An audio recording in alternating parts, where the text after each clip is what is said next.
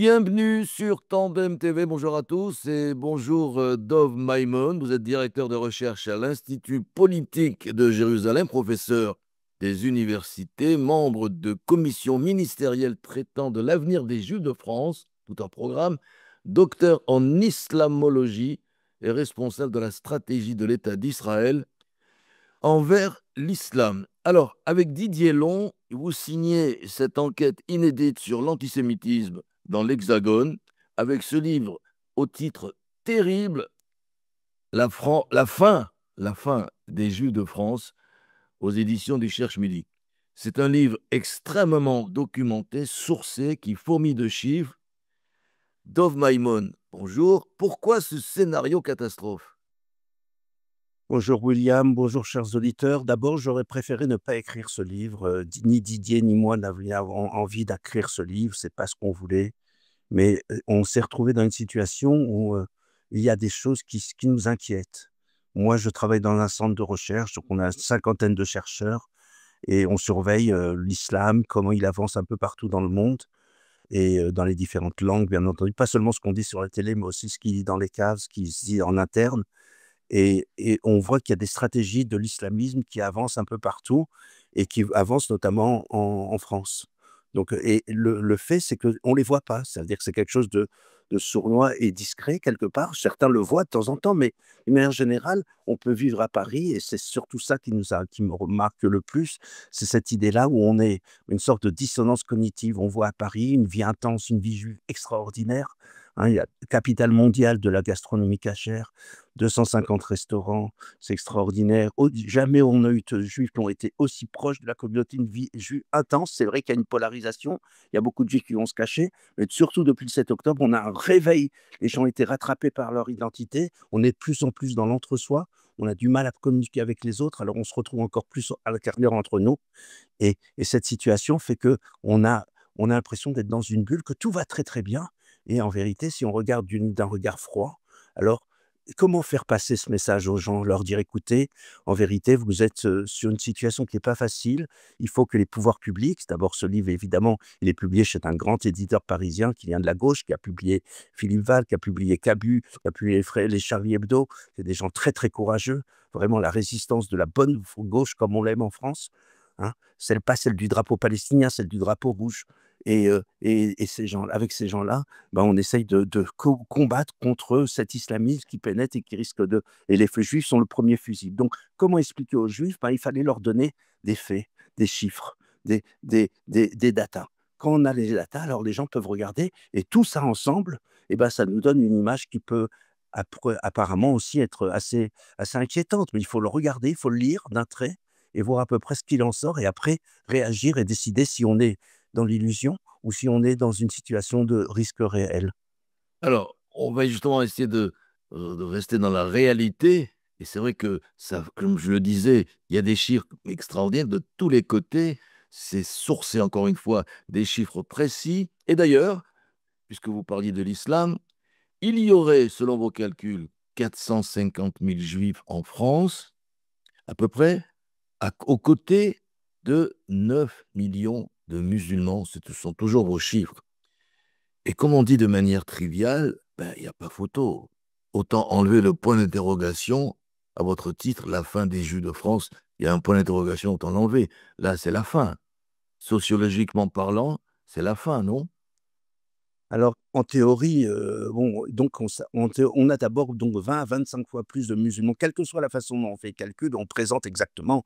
On a au sein de l'institut dans lequel je travaille toute une équipe de démographes, donc on sait faire des calculs de démographie. On se fie pas à ce que nous dit la France, parce que la France nous dit: «Il y a 3 millions, il y a 4 millions, non mais c'est rien, non mais on a quand même, 500 000, immigrants chaque année, non mais c'est pas grave», et puis d'un autre côté, ils disent: «Il y a rien», hein, et puis après ils nous disent: «Mais en 2050 ou en 2070, il y aura 50 de la population française qui aura un parcours migratoire, ça sera trop tard, on pourra rien faire».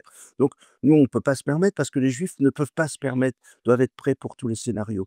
Donc alors est-ce que c'est perdu, c'est pas perdu? Non, pas forcément. En Israël, on a bien 20 de musulmans, la même chose qu'en France et pourtant le pays fonctionne. Sauf qu'ici, c'est les juifs qui sont au pouvoir et on sait que la police va intervenir si des juifs sont menacés. En France, c'est pas évident, comme on l'a vu avec le cas de Sarah Halimi. Donc on a des éléments un peu il y a un des chefs policiers qui nous a raconté, on a interviewé des magistrats, des hommes politiques, des chefs des différents renseignements militaires, des renseignements militaires et en Israël et en France.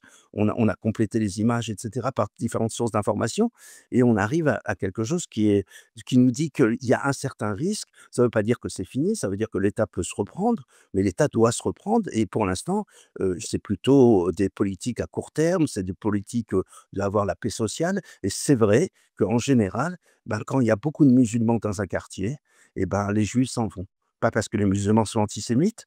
J'ai créé moi-même 50 groupes de dialogue avec les musulmans. Donc, 10 ans, j'ai travaillé sur ce dialogue et je suis particulièrement content et peut-être dans une certaine mesure investi avec les accords d'Abraham. Donc, donc, ce qui se passe, c'est il y a une possibilité avec les musulmans, on a beaucoup de choses en commun, mais il y a les islamistes qui, eux, veulent tout détruire et les juifs sont leur première cible facile parce que pour les expliquer simplement, si on attaque les institutions régaliennes, ça veut dire un policier, un soldat, un juge, un politicien, alors évidemment, les gens vont hurler, ils vont attaquer les islamistes. Mais si on attaque une femme juive dans son appartement, comme Sarah Halimi ou Mireille Knoll, eh ben, on va dire: «C'est à cause des bébés palestiniens». Alors on dit: «Ah d'accord, c'est des bébés palestiniens, on va leur pardonner». En fait, c'est leur façon d'attaquer. Si vous regardez, moi je viens de Montreuil, à Montreuil, quand tu as 20 enfants arabes et musulmans qui sont dans une classe avec un enfant juif et qui est harassé par ses enfants, la République, normalement, c'est de respecter et de protéger les minorités. C'est bien ça l'essentiel de la démocratie, hein, et c'est contre la tyrannie de la majorité. Et ben, la France devrait protéger ses enfants, protéger et la classe devrait se faire et empêcher c'est eux qui doivent partir, c'est pas les juifs. Bah, et pourtant la France a cédé par facilité, par utilitarisme, parce que le prof dans la classe ne peut pas tout faire, les directeurs d'école ne peuvent pas tout faire. Donc on a et ce même phénomène risque d'arriver aussi, au niveau en plus grand pour toute la France. Donc on a vu des communautés partir de l'Est parisien et ben, en fait, ça pourrait arriver aussi dans d'autres endroits et là, c'est dangereux Et pour les non, juifs. non. Mais quand même, revenons à vos chiffres, parce que je dis, ils sont éloquents. Vous dites qu'en 2024, il y avait en Seine-Saint-Denis, on vient d'en parler, 20 Nicolas naissaient pour 300 Mohamed. Bon, c'est déjà un chiffre qui dit une éloquence terrible. 75%, je cite toujours vos chiffres, des musulmans estiment qu'il n'y a qu'une seule vraie religion, la leur. 37% des musulmans éprouvent de la sympathie quand même pour les frères musulmans en 2024, et 57% des jeunes musulmans déclarent que la charia, la loi islamique pardon, est plus importante que la loi de la République française. Je le disais, c'est foutu, quoi. Alors, bon, je sais pas, moi je suis pas ici pour donner des conseils aux gens ce qu'ils doivent faire. C'est pas mon métier, en tout cas pas dans ce livre. Ce que j'essaye de dire, c'est donner l'état des lieux. On va donner l'état des lieux, ça sert à rien de casser le thermomètre ou le baromètre, si parce que comme ça, tout va bien. On montre le baromètre, on a des indicateurs, on montre les chiffres, les gens doivent en tirer les conclusions, que ce soit monsieur Emmanuel Macron ou que ce soit monsieur Cohen de Neuilly. Et c'est pas mon travail, moi, de tirer les conclusions. J'essaye de dire aux gens qui sont rationnels et qui ne vivent pas dans le déni, voilà la situation, l'état des lieux où vous vivez. Alors, si vous habitez rue Saint-Dominique et qu'il y a un policier tous les 50 mètres, c'est bon, vous êtes relativement protégé. Mais c'est pas, évidemment, c'est en plus, encore une fois, si je disais simplement les Juifs sont en danger, ça n'intéresserait personne en France. Les gens sont prêts à sacrifier les Juifs pour avoir la paix sociale. Quand on a 25 fois plus de musulmans et qu'on a risque d'émeutes, etc., on préfère, comme c'est écrit dans le rapport de Retailleau qui est sorti Oui. mercredi, hein, qui dit que en page 62, bah, pour éviter les émeutes, ben, et pour éviter les émeutes et apaiser les musulmans, ce qu'il faut faire, c'est prendre des politiques pro-palestiniennes, reconnaître l'État palestinien, prendre des Et politiques ça, pro-arabes. dans le rapport, ça. Oui, ben oui, dans le rapport, il y Putain, a toute dizaine de choses qui sont extrêmement douteuses dans ce rapport et qui nous dit en fait, allez suivant voilà ce qu'il faut faire pour éviter les choses. Pour moi, ça s'appelle pas de la République, ça s'appelle de la compromission. La compromission qu'on a déjà vue dans l'histoire des Juifs de France, hein. On a été trahis en 1940, on a été trahis en 62 avec De Gaulle. Donc la France est courageuse, mais il y a aussi une France qui peut être aussi, plus, plus pragmatique, qui va dire, ben, il y a quand même beaucoup plus de voix à gauche que de musulmanes que de voix juives, ben, on va mettre le drapeau palestinien plutôt que le drapeau rouge et les juifs n'ont plus leur place. Donc alors, maintenant vous parlez des chiffres. Moi, le chiffre qui me parle le plus, à part les 25 fois plus de musulmans, c'est un chiffre qui nous dit qu'il y a 28% des musulmans qui sont radicalisés en France. C'est les chiffres de l'IFOP, hein, c'est pas les miens, c'est les chiffres de Fourquet, Jérôme Fourquet. Mais il y a aussi 55% chez les jeunes de moins de 25 ou 30 ans. Et ça veut dire quoi? Ça veut dire plus ils sont éduqués, plus ils sont de deuxième, troisième génération, et plus ils sont relevés dans leur haine de la France et la haine des Juifs en particulier. Donc on a un phénomène extrêmement inquiétant. On croyait que l'école de la République allait les rendre plus démocrates, plus tolérants, plus libéraux. Ben non, c'est pas du tout comme ça. Au contraire, ils développent la haine, et ils ont maintenant les mots pour le dire, et ils avancent de deux façons. Une façon qu'on appelle le soft power en géopolitique et le hard power en géopolitique. Je vais l'expliquer. Alors, le soft power, c'est justement ceux qui arrivent en costume cravate et qui vont prendre les postes dans les différentes mairies. Vous avez vu peut-être l'article qui est sorti sur Colombe, comment ils ont pris, un article qui vient de sortir ce matin, ou alors des articles dans le journal du dimanche, une série de 14 endroits où ils racontent comment se passent les choses, comment ils avancent. Nous, on a eu évidemment, Avec les frères, ouais, avec les on a frères vu, musulmans. voilà, on a eu évidemment énormément de descriptions de terrain dans tout ça. François Poupon, Sarcelles nous a raconté, il nous a dit aucun maire de gauche dans la petite ceinture parisienne ne peut être élu sans avoir le soutien des islamistes. Donc ça veut dire quoi? Ça veut dire, est-ce que c'est foutu ou pas? Je sais pas, c'est pas tellement ma question. Le projet auquel on va arriver en France, plus vous me posez la question, William, je vais être très clair. On sait pas, on n'est pas prophète ni fils de prophète, comme dit Ishaïaou. Par contre, ce qu'on peut dire, le prophète. Donc, par contre, ce que je sais, c'est ce qui se passe en Belgique, qui a à peu près 5 ans d'avance par rapport à nous, où là-bas, il y a un véritable antisémitisme d'État, où ils ont fait une descente il y a une dizaine de jours pour aller ramasser tout le matériel des circonciseurs, des Moalim, et pour leur dire, Oui, écoutez, c'est ça vrai. pose un problème, des petits-enfants. Donc, c'est rien contre les Juifs, c'est simplement défendre le droit des enfants, des bébés, d'une manière de leur faire une monstruosité irréparable sans leur consentement. Donc, on va attendre faire ça à 18 ans avec sans effusion de sang. Hein, d'accord? Donc, on fera une circoncision, mais avec un risque de passage qui sera non genré, ni pour les femmes, ni pour les hommes. C'est les conclusions du rapport de la commission d'éthique, hein, bioéthique de la Belgique qui dit ça, sur la circoncision. Et puis, ou alors on va voir ce qui se passe en Afrique du Sud. En Afrique du Sud, ça, ils ont 20 ans d'avance, 15 ans d'avance. Alors de quoi il s'agit? Il s'agit là-bas de gated communities. Ça veut dire que les Juifs vivent dans des zones de résidence fermées, protégées avec des miradors et des chiens. Ils vivent dans l'entre-soi. Ils vont aller peut-être chercher l'argent dehors, mais ils vont revivre que dans l'entre-soi. Et là, ils se sentent protégés. Bon, voilà, c'est une sorte de vie. Est-ce qu'on a envie de cette dignité-là ou est-ce qu'on a envie d'autre chose? Alors, sinon, il faut se battre pour la République. Il faut que la République, il faut que les policiers aient le courage, que l'État soit derrière eux, que les profs dans les écoles aient le courage, plutôt que vous avez vu des chiffres, on raconte combien de profs dans les classes préfèrent ne pas parler de la Shoah parce qu'ils ont peur de comment va réagir la classe, etc. Donc, on apporte des chiffres et donner ce tableau des chiffres rassemblés et sur les Juifs et sur aussi la démographie musulmane qui est complètement cachée. Et là, on apporte les chiffres qui sont connus, des chiffres de Jérôme Fourquet, qui nous dit que 23% des bébés qui naissent en France ont un prénom arabo-musulman et qu'un tiers des musulmans ne donnent pas un prénom arabe à leurs enfants parce qu'ils savent que ça va les déranger au niveau de la promotion sociale. Donc un tiers qui s'intègrent plus, eux, évitent ce genre de choses, plus les 23% qui s'affirment et qui sont dans un modèle de retour identitaire. Regardez, ça fait un peu écho aux Juifs aussi qui ont un retour identitaire. Hein. Donc on a ce qu'on appelle l'archipel français. Les Juifs sont beaucoup plus religieux, beaucoup plus proches de la communauté qu'ils étaient il y a 20 ans et que leurs parents eux-mêmes étaient. Et les musulmans sont aussi dans l'entre-soi, et les Français de Souche sont dans l'entre-soi. Donc, c'est des communautés une à côté de l'autre, ou alors une face à l'autre. Et quand quand on voit les chiffres, alors oui, on peut s'inquiéter de ce qui peut se passer à la moindre étincelle. Et si demain, il y a des positions de la France qui soutiennent, chaque fois que la position Macron dit quelque chose sur la Palestine qui est en faveur des Palestiniens, ben ça donne le vent en poupe aux islamistes qui vont encore plus avancer. Tout ça, on explique dans le livre. Faut lire dans le détail. On ne va pas Ah ben c'est expliquer sûr qu'il faut lire ce ça. livre parce que c'est un livre qui, je le disais, qui donne des informations très très précises, chiffrées, mais ça piche la trouille. Bon, 54% des musulmans pensent que là on est dans le stéréotype. C'est même plus un stéréotype. 54% des musulmans, selon vos chiffres, pensent que les juifs contrôlent les médias. 51% des musulmans pensent que les juifs contrôlent l'économie et la finance. y a plus rien à faire. Enfin, c'est vrai que ça, c'est mon constat en tant que franco-israélien. Et c'est pour ça que je me pose la question, à quoi sert ce point d'interrogation, ce fichu point d'interrogation dans votre titre? J'entends bien. Alors d'abord, il faut pas avoir d'arrogance, il faut avoir beaucoup d'humilité. On est dans un métier où le peuple juif, ce qu'on appelle en anglais ever dying people. Nous sommes le peuple qui est tout le temps en train de mourir et qui pourtant ne meurt jamais. Vous voyez? Donc, on pas d'arrogance de l'Israélien qui est ici, qui pourrait voir un rapport en se disant aux Juifs, comme me disent systématiquement les politiciens israéliens ou les journalistes israéliens, mais qu'est-ce qu'ils attendent pour emballer leurs bagages? Ils ne savent pas lire ce qui est écrit sur le mur. OK, j'ai compris ce que disent les Israéliens, mais moi, je suis vous et moi, William, on n'est pas là-bas.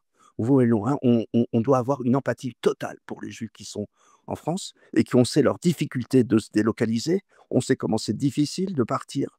C'est pas facile, il faut préparer son alia, il faut faire A, B, C, D, E. A, avoda, B, baït, C, communauté et des diplômes, reconnaissance des diplômes et éducation des enfants. Il faut gérer ces 5 dossiers. Alors, il y a l'Alia de groupe qui aide les gens qui veulent faire ça parce qu'on ne peut pas tout seul. C'est compliqué de faire ça tout seul si on n'est pas aidé par des organisations ou d'autres organisations. Mais il faut avancer. Ceux qui veulent partir et qui peuvent le faire, autant partir dans des bonnes conditions. L'habitude dans le peuple juif, malheureusement, on l'a vu déjà depuis Pessah, hein, où on est parti dans la précipitation. C'est pour ça qu'on mange des matzahs.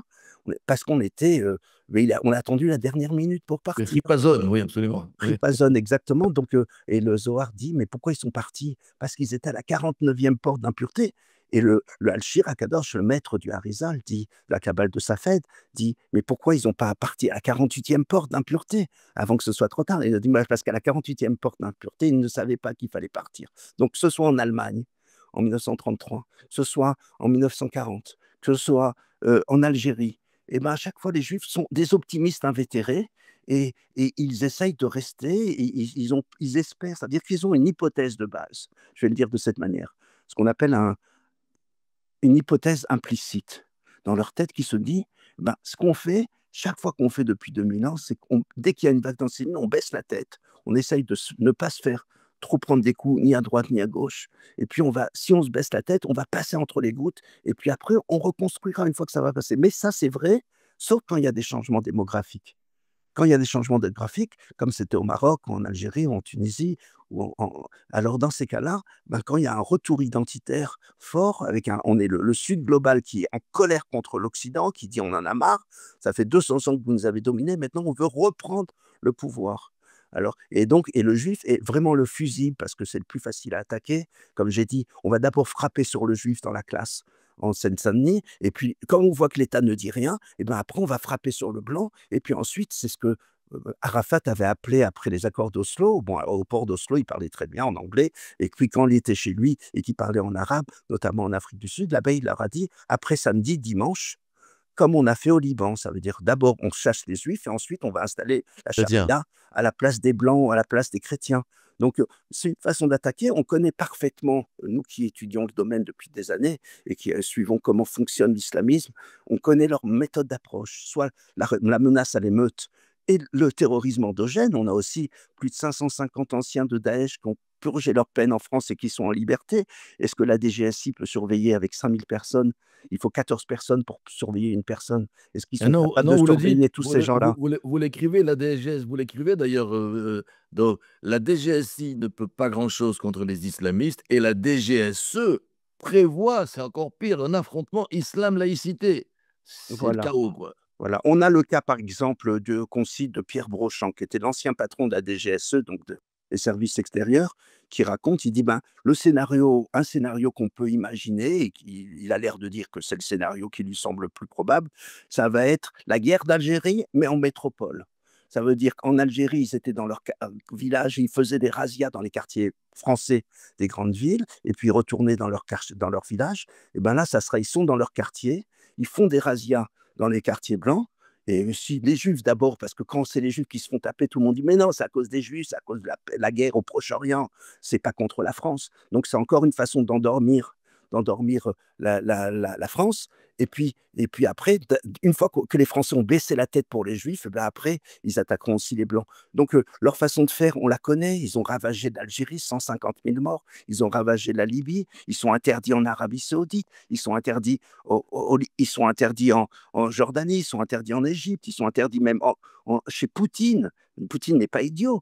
Et puis, ils sont interdits même par l'Autriche, qui a un peu plus de conscience. Donc, ces gens-là, au lieu d'acheter, et puis quand on fait des deals avec le Qatar, hein, c'est le Qatar qui, avec les blindés du Qatar qui défendent les Jeux Olympiques. Imaginez des blindés qui passent dans les rues de Paris, c'était des blindés israéliens.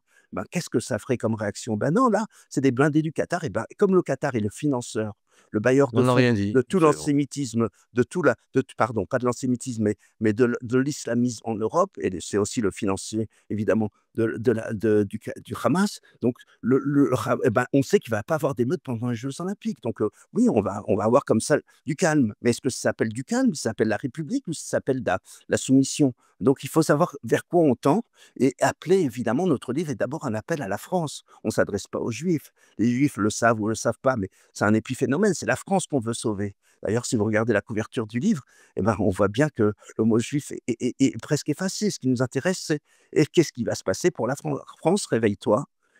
Et pour les Juifs eux-mêmes, en fait, beaucoup de Juifs, en fait, ne savent pas, je veux dire, ils peuvent pas, c'est tellement dur, c'est inconcevable que le pays dans lequel on a grandi, hein, et on vit pas on ne pas mourir dans le pays où nos grands-parents sont nés, vous voyez? Ben, c'est un peu la destinée des Juifs. Et ben, on se dit: «Mais on était venus, on a cru en la France, tout à coup, c'est la France qui va encore risque de nous trahir». On peut pas croire une chose pareille parce que notre quotidien n'est pas du tout à ces n'est pas du tout là-bas. Notre quotidien, c'est qu'on vit très, très, très, très bien à Paris, sur les bords de la Seine, et qu'on ne peut pas comprendre. Donc, qui va nous parler? Eh ben, peut-être le non-juif, lui, qui va regarder d'une manière objective, sans les présupposés du juif qui est tellement obsédé par, par l'optimisme. Et ben, lui, peut-être qu'il va regarder, il va dire à son voisin juif: «Écoute, voilà ce qu'on a vu dans les chiffres, regarde, réfléchis toi-même, mais moi je lis ce livre et je me dis que, ouais, c'est pas bon pour les juifs. C'est pas sûr que la République et la police, les 23 policiers qui sont rien fait pour Sarah Halimi, cette fois-ci vont réagir». Ou comme pendant les émeutes de juin 2023, on a 50 000 jeunes qui sont levés, plus de 550 alertes de feu, donc dans 550 communes différentes. On a eu des jeunes qui se sont levés, des jeunes qui n'étaient pas si jeunes d'ailleurs, et la police, ah, avec 50 000, 60 000 policiers, on n'a pas la force de se mesurer avec tout ça. Et donc, évidemment, elle s'est enfermée dans ses casernes et elle s'est fait des fois caillasser. Et c'est les barons de la drogue qui ont repris, qui ont dit d'arrêter les émeutes. Mais si demain, il se passe autre chose, si quelqu'un de l'extrême droite va passer en France, ben, il peut y avoir des émeutes, ou alors on va faire un deal, on va tracter, comme avait fait Sarkozy. Je vous rappelle Sarkozy en 2005, il avait dit, vous vous rappelez peut-être, on va les laver au Karcher, tolérance Oui, zéro bien envers sûr, la raison zéro. racaille. Vous vous rappelez, William? Bien sûr, Et qu'est-ce qu'il a fait après? En 2007, quand il arrive au pouvoir, et les Juifs ont confiance, ils ont confiance en Sarkozy, ils ont confiance aujourd'hui, ils rêvent que Retailleau se présente.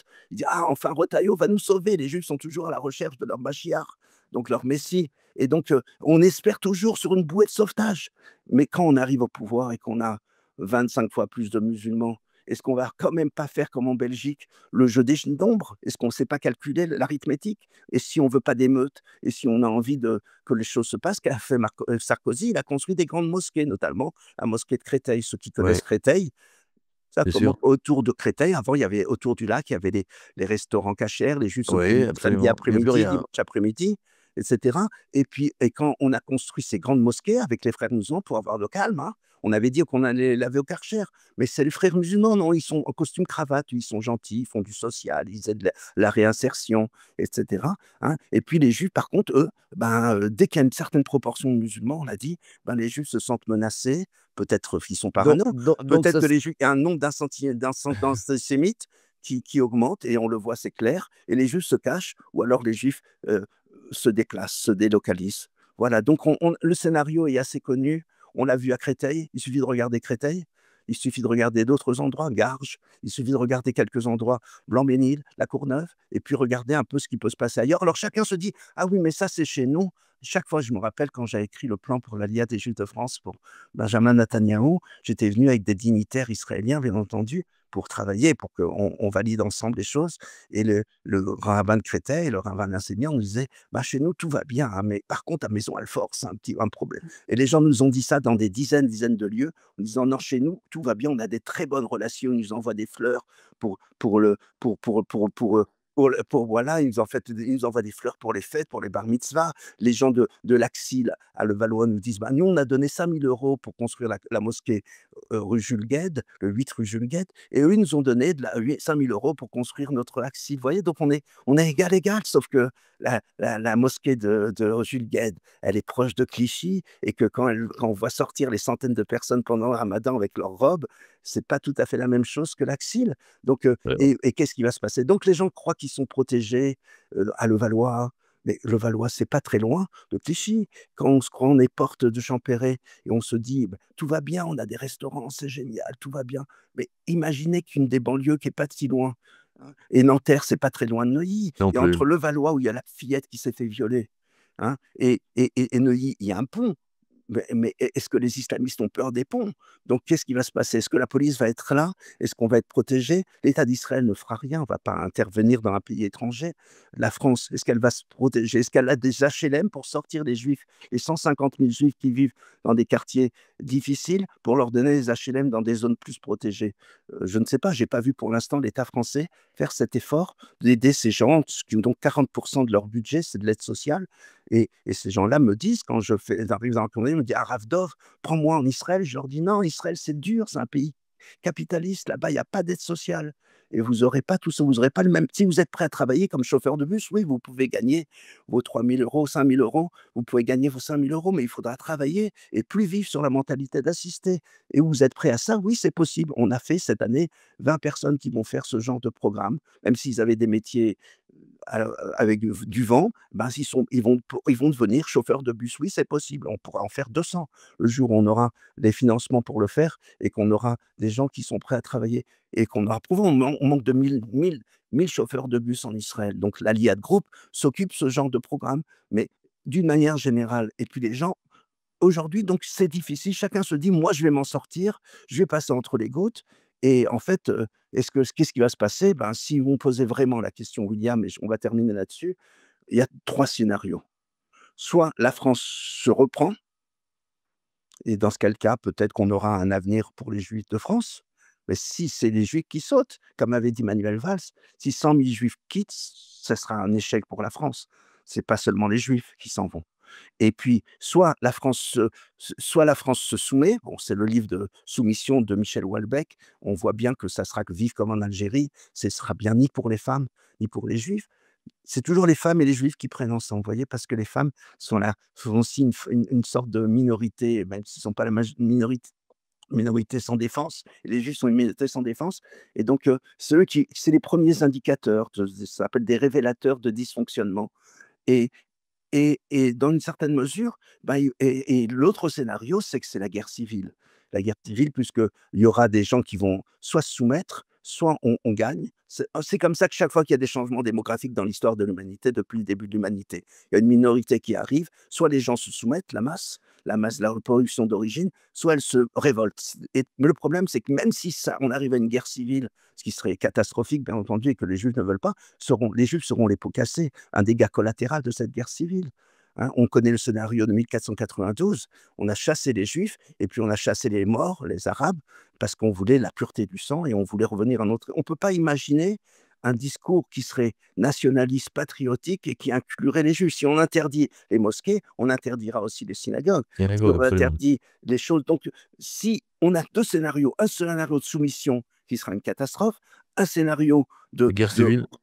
voilà, de guerre civile, et le troisième scénario, c'est la reconquista, la reconquête au sens, littéral du terme, au sens ça a été fait en 1492 en Espagne. Et dans ce cas-là, les Juifs seront aussi un dégât collatéral de ça, à moins que justement tous ces gens s'engagent à protéger les Juifs, mais qu'ils nous disent comment ils vont faire. Il faut vraiment nous dire comment ils vont faire, et comment ils vont s'y prendre, et comment ils vont faire s'il y a des émeutes, et comment ils vont protéger les gens qui sont dans des tours, ce qu'on appelle le homejacking, comment ils vont faire. Et puis on a parlé pour l'instant que des éléments endogènes, mais il y a aussi des éléments é é Exogène. exogènes, les éléments qui viennent aussi du Qatar, les éléments qui viennent Mmh. de l'Iran, les éléments qui viennent de la Chine, de Poutine, tous ces gens-là qui ont d'autres intérêts, qui veulent déstabiliser la France et pas forcément par c'est pas parce qu'ils ont de la pitié pour les enfants de Gaza, c'est parce qu'ils ont ils ont envie de détruire la France, de détruire l'Europe pour que l'Europe soit pas une puissance qui leur soit concurrente et donc ils vont déstabiliser. On utilise les Juifs parce que les Juifs, c'est un cheval gagnant pour tous ceux qui veulent